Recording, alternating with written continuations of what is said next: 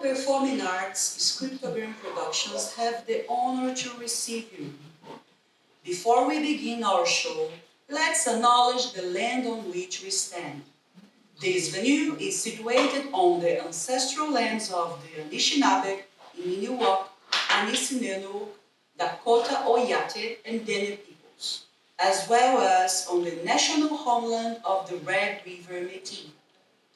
The play was also made by Brazilian artists who want to stand for the 127 ethnic groups who live in Rio de Janeiro, including the Tupiniquim, Guarani Kaiowá, and Tupinambá, and the original peoples at Amazon, such as the Yanomami, Baré, and Manaus. Genocides happened and are still happening in the world, and we stand our ground for peace, diversity, and coexistence. The producers would like to thank the University of Manitoba, McNally Robinson Booksellers, and all librarians and booksellers of this world and beyond. Please turn off your cell phone. This is a play, but you can pretend you are in a library. Thank you for supporting Winnipeg Fringe Festival, and enjoy the show.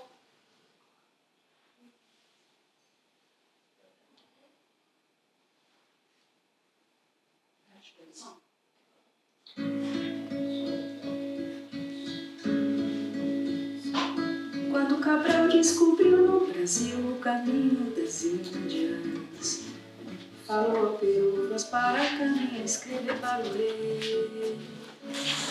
Que terra linda sina, com tico-tico no fubá, quem te conhece não esquece.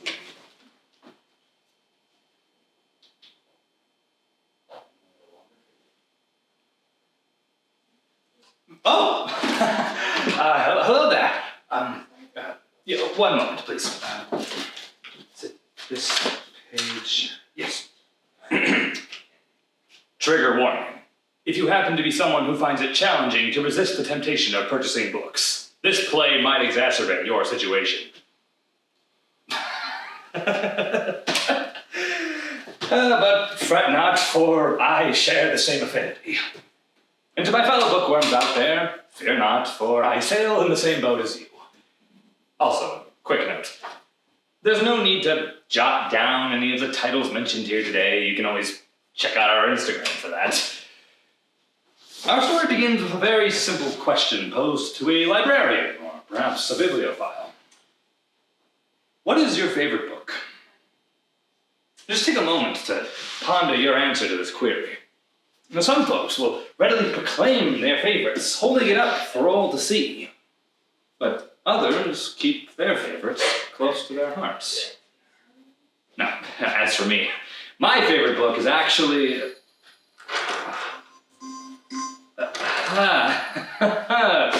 oh my, we need to start. Let's go.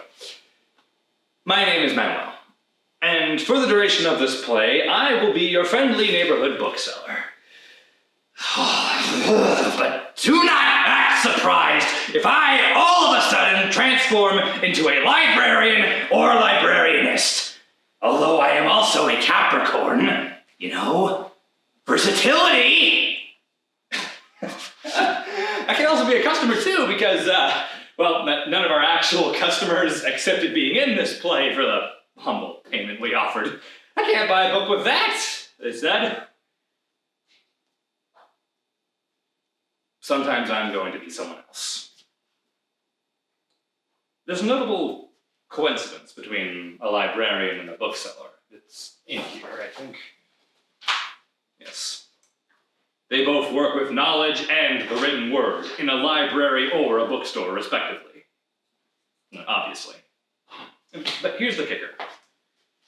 A librarian is like a consultant, whereas a bookseller is more like a guide.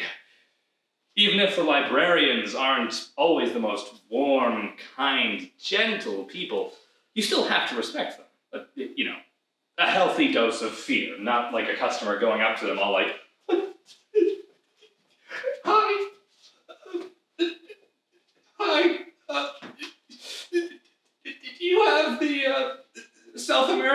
novel about the woman and the cockroach. I'm drawing a blank. The Passion According to G.H. Aisle 2, bottom shelf, yellow book. Hasta la vista.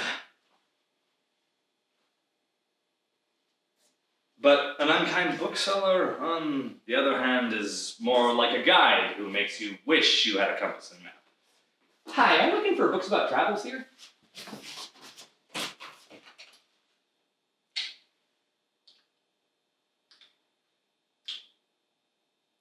Yeah. It's on a travel shelf.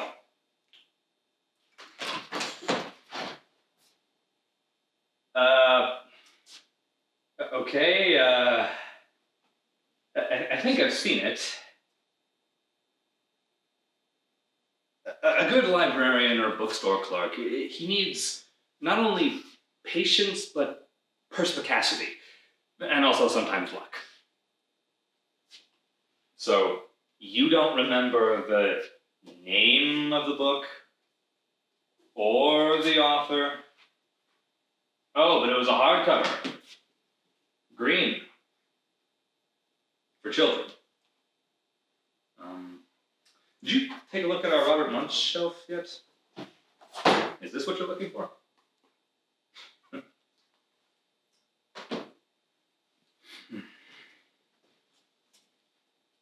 There's a movie called The Name of the Rose, based off of a book of the same title, written by the Italian intellectual Umberto Eco. He's quite famous in Europe and South America, but here in North America, not everyone knows who he is, unless somebody would like to... Okay, there's one there in the back. No one else. Case in point.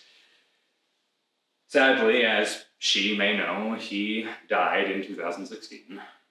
Fortunately for the rest of us, he left many books and quotes behind. My favorite one is... it's in here. Yes. My favorite one is this. The libraries can replace God. No, just what a thought is that? Because a library or a bookstore, it's a place where you can come in, ask for the recommendation of a book, and just take the book you want. And each book, pardon the cliche, but it offers you a whole new universe, characters, concepts. Just imagine you can go and visit a whole new dimension based on your needs. You can go and come back anytime you like, and it's free! Of course, some young people would say to that, so libraries are like TikTok? Oh, no. Comparing any place of books with the internet, it's worse than comparing a gym to a restaurant, worlds to lakes, a small rock to a god, islands to heaven.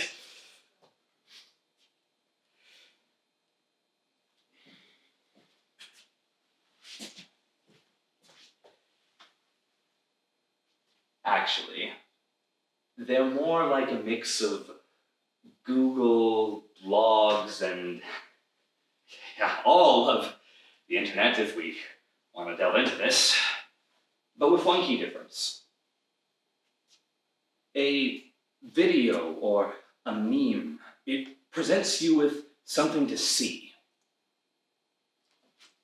A book offers you words to ponder and imagine and exercise your mind.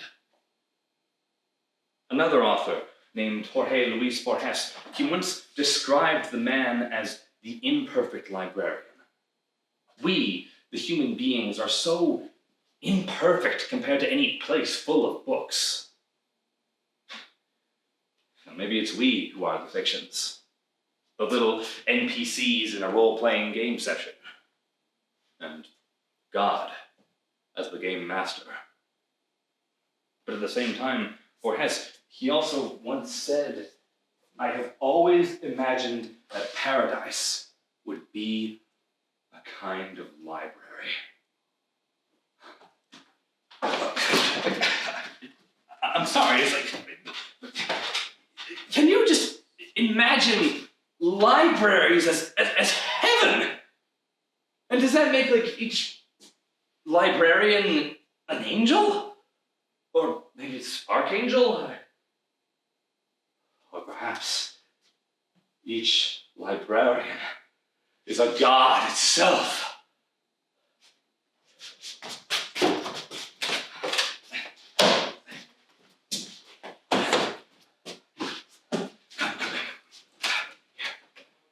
Let us all come together and offer our prayers.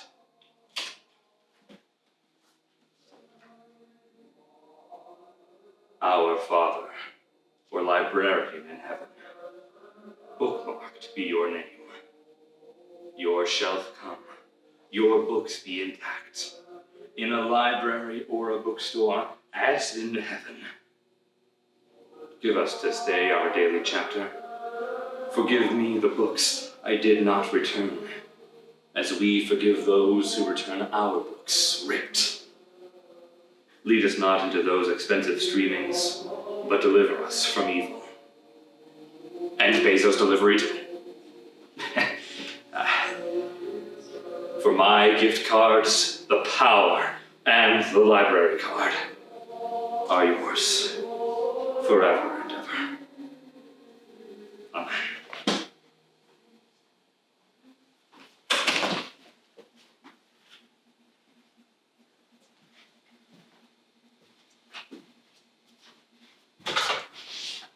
Now, this one's not a book about superheroes, but more about the superhero's girlfriend.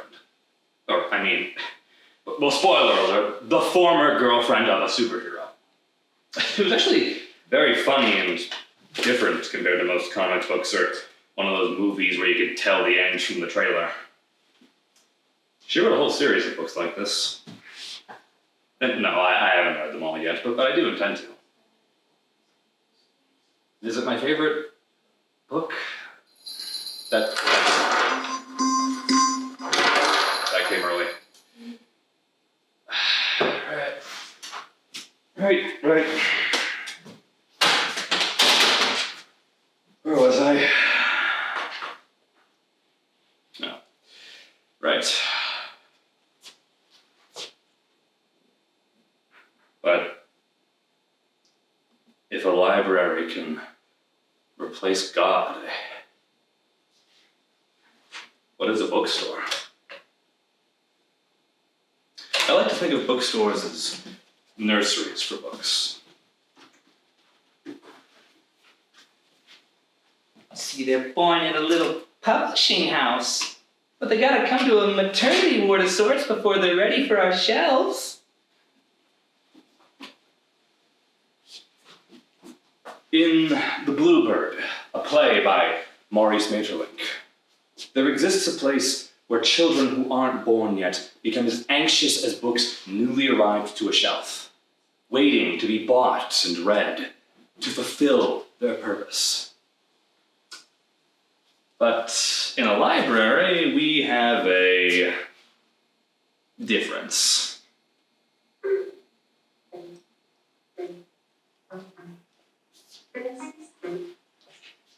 You see, the library is a place where no one belongs to no one, and we can have anyone. Oh, wait, I mean, any book. Because choosing a book, it's like flirting, right? I mean, think about it. You're standing there, you're scanning the shelves, and all of a sudden, ooh, one of them catches your eye.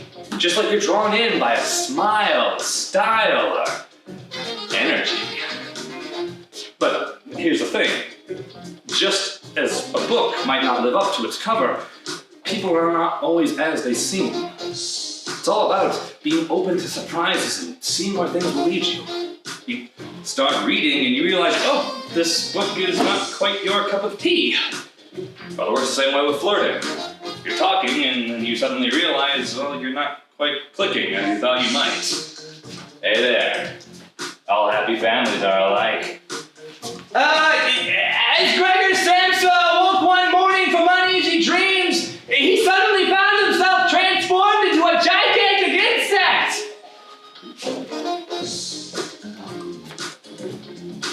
Mother died today. Or yesterday. I can't tell. Here's your drinks.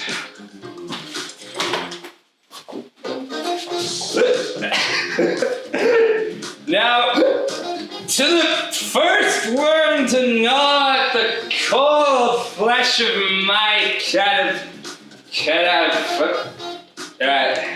How do I say that word? Cadaver. To the worm who first gnawed at the cold flesh of my cadaver, I offer as fond a remembrance these posthumous memoirs.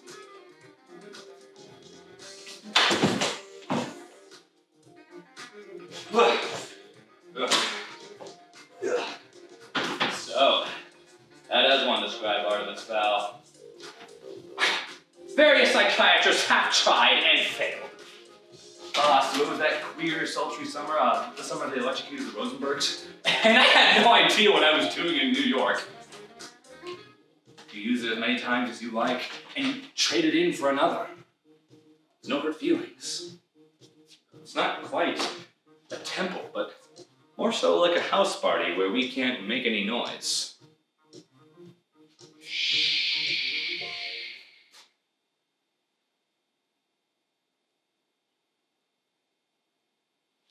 A bookstore is more like a marriage. It's a temple. Sacred.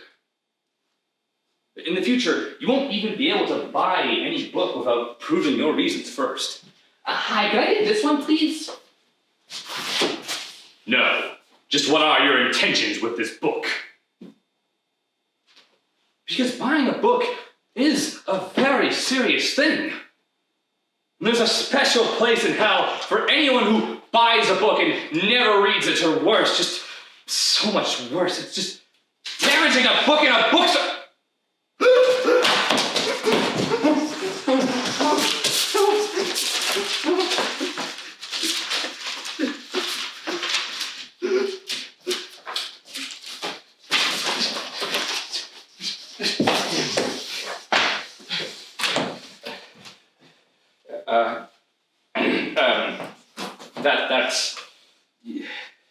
That sacredness we are thinking of when we discuss books, it's echoed in a poem by the Brazilian poet Castro Alves, titled "The Book and the America." Where did I leave it? And as some of you may know, when he says America in that title, he's referring to the whole continent, not just the country. Here it is. Now, no one's ever translated this poem, but let me try.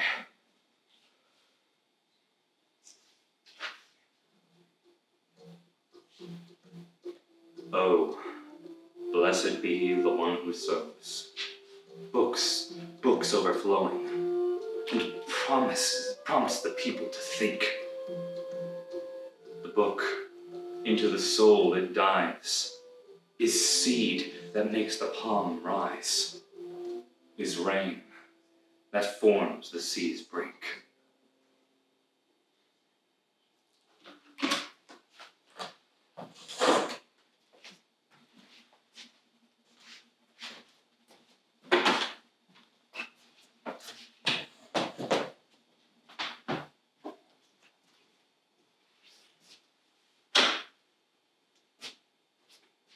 Now, this one's not a book about books, but about stories. any story, each story, all of the stories. It's like an astrological map, but for narratives, explaining how they work, the journey of each hero on that path. Well, why do I think you should read it? You like Star Wars, don't you? Is it all there? Yeah. I love this one. But if you'll permit me to say, my favorite book is really... No, of course, you'll never permit me to say. Oh.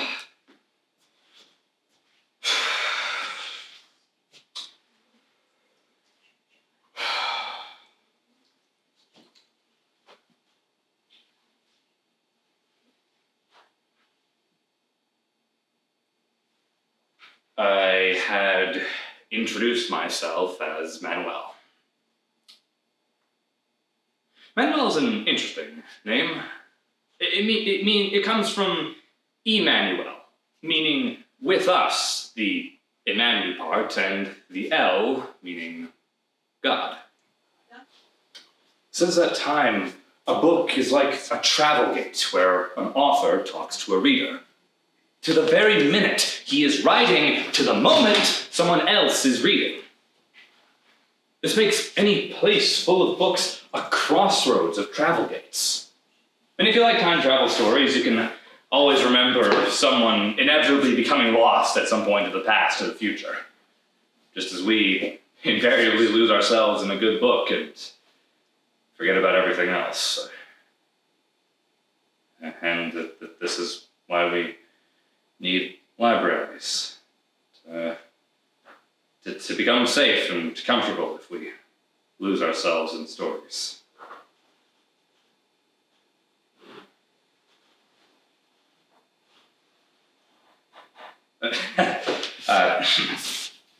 Here in Canada, libraries have actually been integral to society since the 17th century, so much earlier.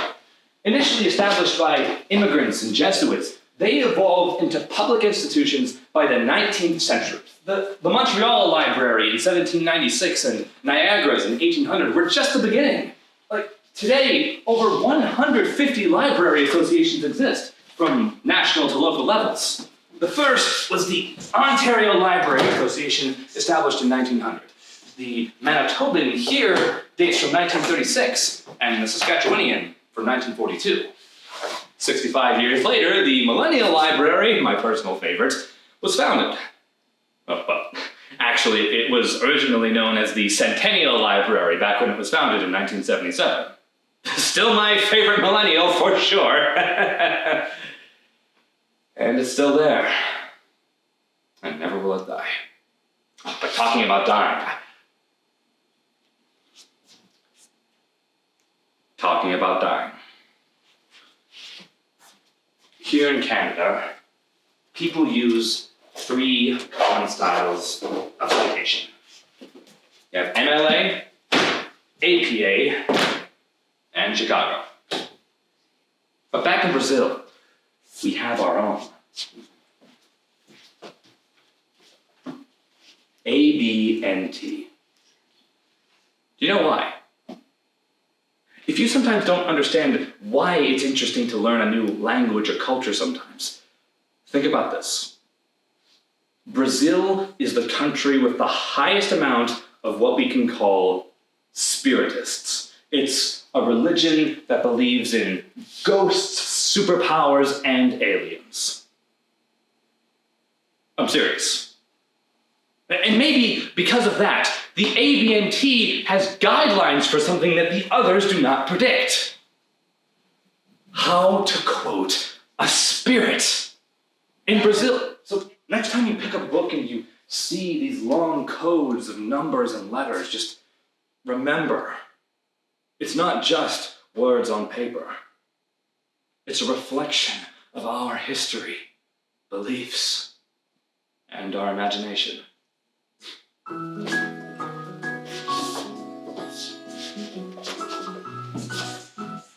Here's Edward Bear coming down the stairs now. On the back of his head, behind Christopher Robin.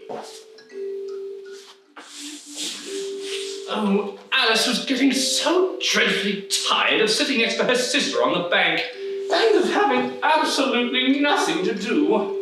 Once or twice, she peeked into the book her sister was reading, but it had no pictures or conversations in it. And what is the use of a book, thought Alice, without pictures or conversation?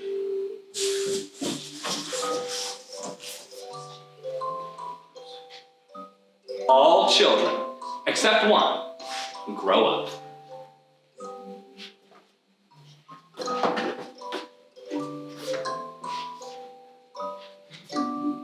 The sun did not shine. It was too wet to play. So we sat in the house all that cold, cold, wet day. I sat here with Sally. We sat here, we two. And we thought how we wish we had something to do.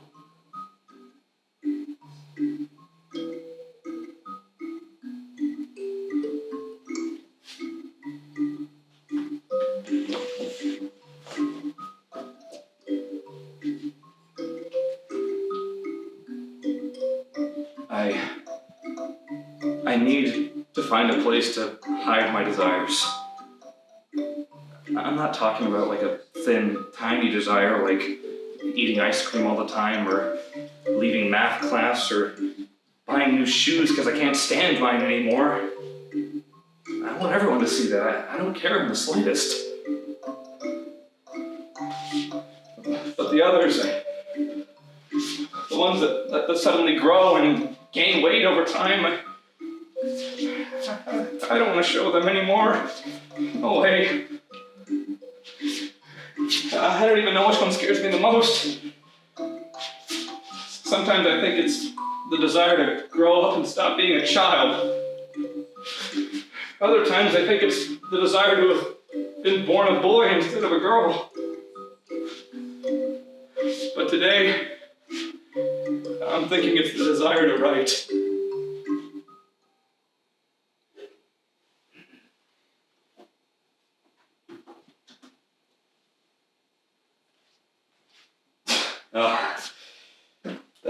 Someone left a copy of their Dungeons and Dragons handbook in their hotel room.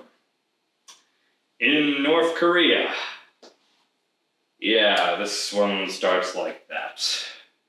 Lots of role-playing games and politics. I liked it, but I almost wish there was more D&D in the book.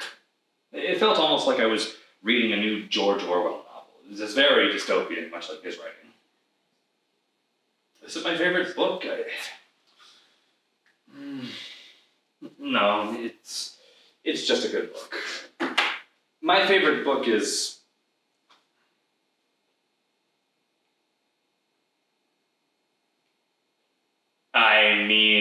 my favorite book is... Oh my god, I think I finally have a chance. Okay, everyone listen before it stops me.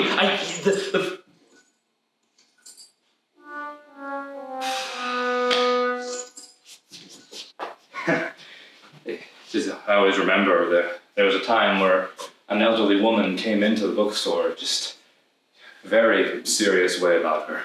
She came up to me with just this very concerned look on her face, and she asked me, "In the aisles of a bookstore, do you know the difference between fiction and literature?"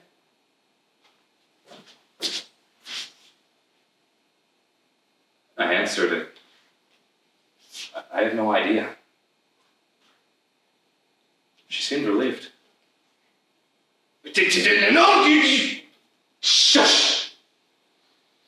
Not this time.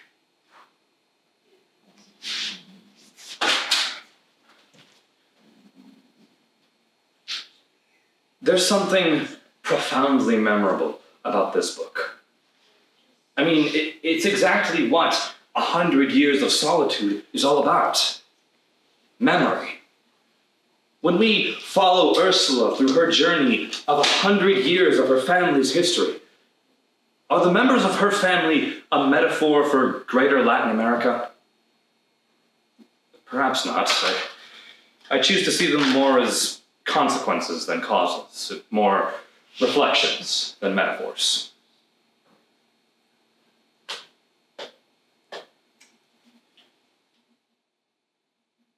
People keep asking me for my favorite book. As if that would ever be an endorsement, a recommendation, an indication of what to buy. Only a bad bookstore clerk would ever have an answer that specific. My favorite book is always changing based off of week, topic, literary style, emotional mood. Our favorite books are always more than 10, but somehow, people keep asking me for one. Let me tell you a story about my favorite unique book. A woman, she came into the bookstore one day. She asked for a book. She didn't remember the title. She didn't know the author, but she remembered the book was blue. That's okay. We remember the rest. Valley of the Birdtail. And it was my favorite book. No, you cannot stop me now!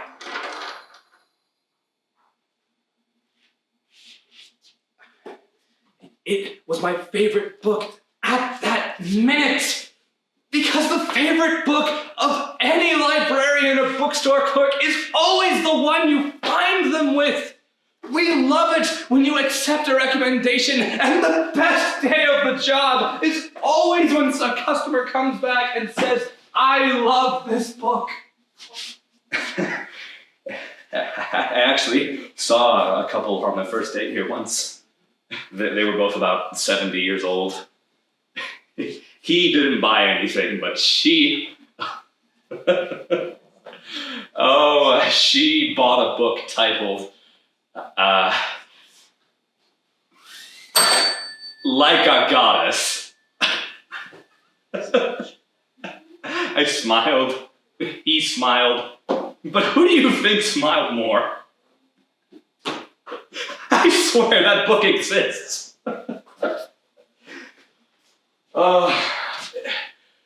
It's better to go to a library than it is to go to a restaurant. Like, no librarian is ever going to ask you if you want the bill. I mean, sure, we'll ask you if you need help finding something or to shh. But we still remember how sacred the space between shelves is, where you can softly talk about what you want, like children taking a test. You can hang out with your friends at a library, but please don't bring drinks, only your curiosity. This paper just doesn't do well with fluids. You save that for later, and you'll have plenty to talk about once you hit the bar. Or maybe you can make plans when, say, you have money and go to the bookstore, like, oh man, I am definitely buying this edition of Lord of the Rings. Or maybe you can go to a library when you don't need plans, but you need silence. Shh.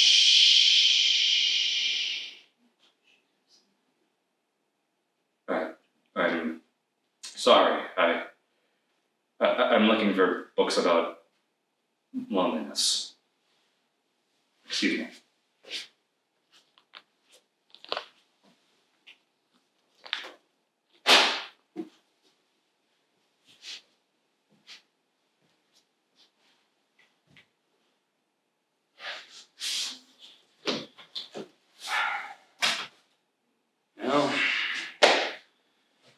I always imagined living in a bookstore, sleeping surrounded by books.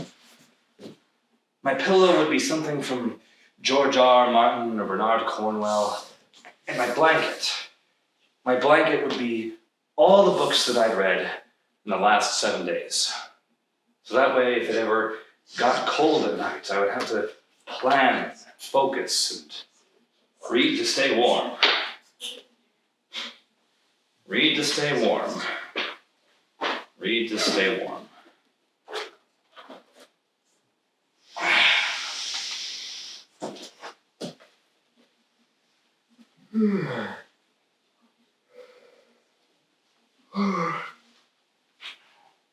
Does that say something to you?